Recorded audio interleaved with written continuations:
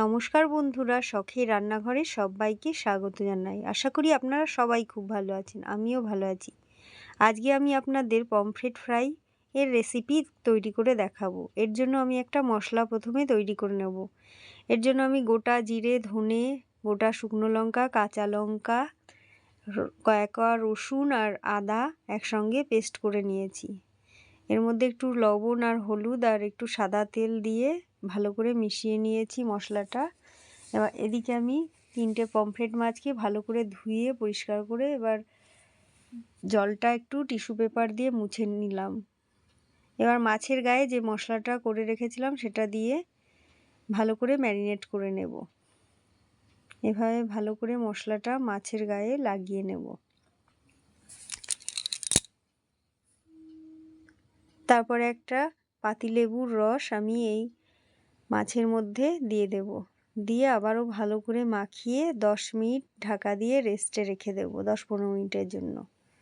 10-15 minute পর আমি গ্যাসে একটা ফ্রাইং প্যান বসিয়ে দিয়েছি। তার মধ্যে সর্ষের তেল দিয়ে দিলাম আর একটু লবণ দিয়ে দিলাম যাতে মাছগুলো লেগে না যায়। এবার একটা একটা করে মাছ আমি এর মধ্যে দিয়ে দেব। আর ওই ম্যারিনেটের মশলাটা মাছের গায়ে একটু ভালো করে লাগিয়ে দেব এইভাবে। আর গ্যাসের ফ্লেমটা আমি এখন লো টু মিডিয়াম ফ্লেমে রেখে 5-7 মিনিট ধরে ঢাকা দিয়ে ভেজে নিলাম। 5-7 মিনিট পর আমি মাছগুলোকে আবারও উল্টে দেব। দিয়ে ম্যারিনেটের ওই মশলাটা আবারও মাছের গায়ে আমি লাগিয়ে দিচ্ছি খুন্তির সাহায্যে। দিয়ে ঢাকা দিয়ে আবারও 5-7 মিনিট আমি লো ফ্লেমে মাছটা ভেজে নিয়েছি। এবার আবারও আমি মাছটাকে উল্টে দেব। এভাবে উল্টে পাল্টে আমি প্রায় 15-20 মিনিট ধরে মাছগুলোকে ভেজে নিয়েছি লো ফ্লেমে। দেখুন মাছগুলো আমার প্রায় ভাজা হয়ে গেছে।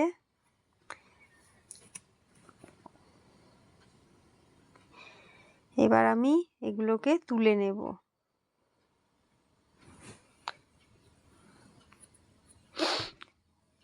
এবার এই মাছগুলোকে আমি একটা প্লেটে তুলে নিচ্ছি। তুলে সার্ভ করে দিয়েছি দেখুন শসা, লেবু আর কাঁচা লঙ্কা দিয়ে। এভাবে পমফ্রেট ফ্রাই তৈরি করে দেখবেন, দারুণ লাগে খেতে। আর কেমন হয়েছে আমাকে কমেন্টে জানাবেন। ভালো লাগলে অবশ্যই একটি লাইক আর শেয়ার করবেন। আর আমার চ্যানেলে নতুন বন্ধু হয়ে থাকলে আমার চ্যানেলটি সাবস্ক্রাইব করে আমার পাশে থাকার অনুরোধ রইল আপনাদের সবার কাছে। ধন্যবাদ সবাইকে। সবাই ভালো থাকবেন, সুস্থ থাকবেন।